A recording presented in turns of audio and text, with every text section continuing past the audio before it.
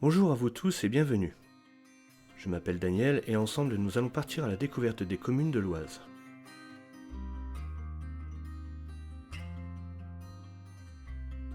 Aujourd'hui nous sommes à Vaumoise.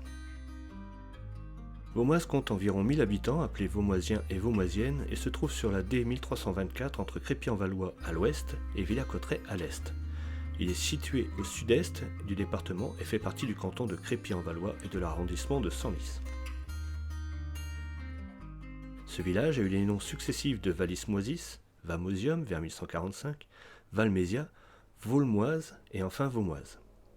Son nom a pour origine la vallée de la Moise, un petit cours d'eau qui prend sa source au lavoir du village.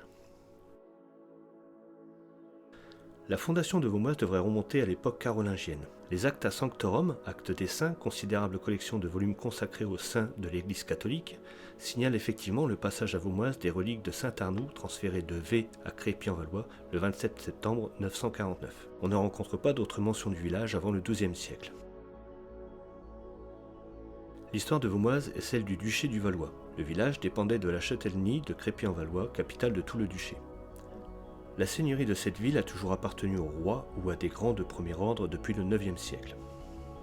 La terre de Vaumoise appartenait au XIe siècle à Artus de la Fontaine, baron d'Ognon, capitaine de Crépy, grand maître des cérémonies de France, puis passa à Louis de Hac à cause de son mariage avec Charlotte de la Fontaine. On trouve ensuite dans le même siècle comme seigneurs de Vaumoise Antoine de Saint-Yon, Nicolas le Vergeur, Henri de Grouche et Louis du Plessis. Ce dernier céda par échange vers 1598 le domaine de Vaumoise à Jean de Mazancourt. Vers 1680, Philippe, duc d'Orléans, acheta les terres de Vaumoise, Vauciennes et le Plessis-aux-Bois. En 1825, les communes de Russy et Bémont ont fusionné, englobant ainsi la commune de Vaumoise, qui a recouvré son indépendance municipale en 1932. Vaumoise possédait un château aujourd'hui disparu. Si l'on ignore son emplacement exact, on peut supposer qu'il se trouvait derrière ce portail. D'ailleurs, les haras du château sont encore existants de nos jours.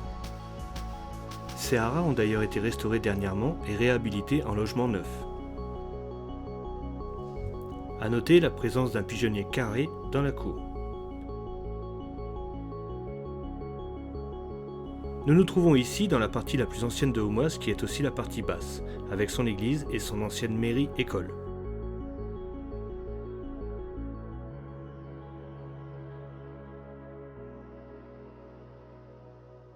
L'église Saint-Pierre de Vaumoise est inscrite au monument historique par arrêté du 15 octobre 2014.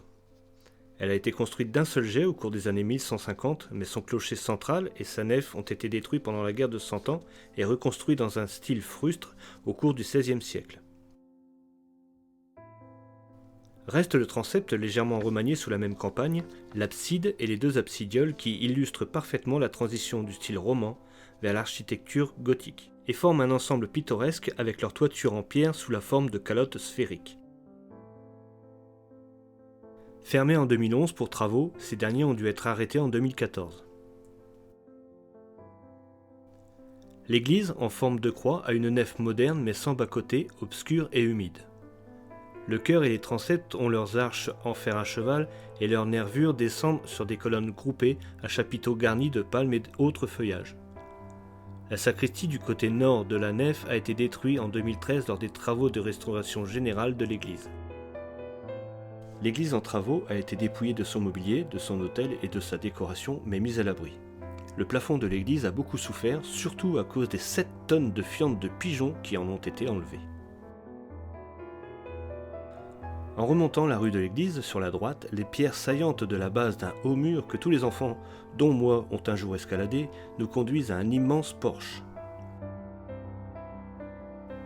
Derrière ce dernier se trouve un ancien logis seigneurial du XVIe siècle, ainsi que sa grange d'Imières, tous deux entièrement rénovés.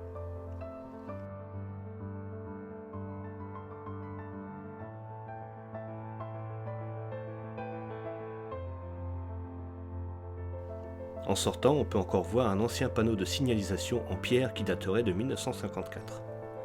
En haut de la rue de l'église se trouve l'intersection dite de la Croix Blanche, où se trouvait l'hôtel de la Grappe d'Or, appelé ainsi car un pied de vigne poussait à l'intérieur.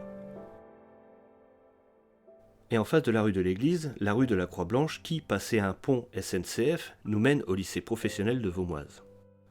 Ce lycée qui forme du personnel pour l'aide à la personne était en fait au début une colonie pour garçons créée en 1939 par l'abbé Keller.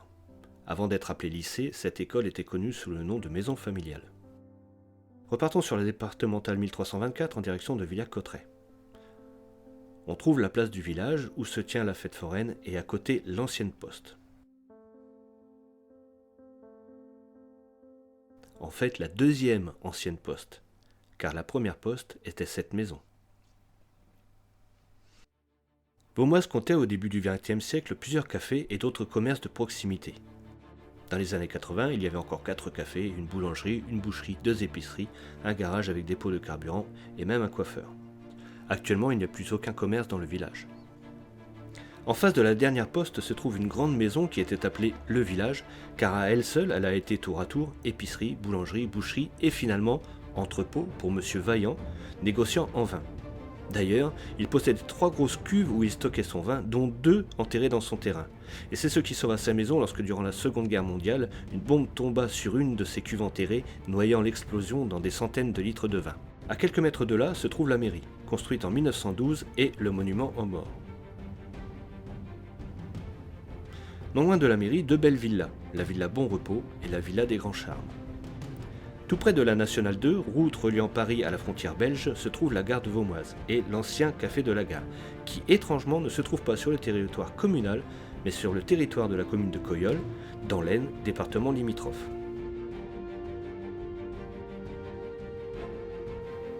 La gare dessert la ligne Paris-Laon mais n'est plus en activité depuis les années 60 ou 70.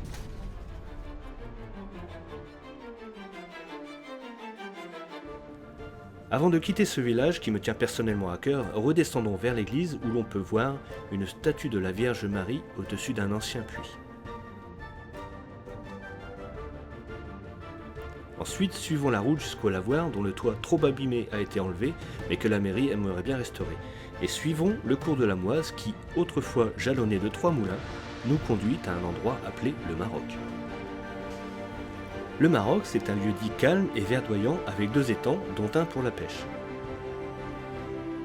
Cet endroit doit son nom au fait que durant la Première Guerre mondiale, le 14 juillet 1918, une compagnie de soldats marocains a été cantonnée ici durant quelques jours.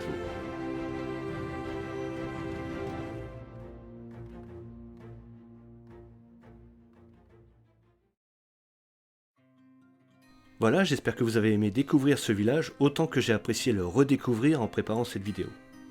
Je tiens à remercier particulièrement Monsieur Gillet, le maire de Vaumoise, pour ses informations et anecdotes, ainsi que Monsieur Philippon, maire de Russy-Bémont, pour sa coopération. Merci de m'avoir suivi et je vous donne rendez-vous prochainement pour la découverte d'un autre village de l'Oise. Soyez indulgents car je débute en matière de vidéo et je fais avec le matériel que j'ai. N'hésitez surtout pas à partager cette vidéo et mettre un petit pouce bleu. Merci. Au revoir, Vaumoise.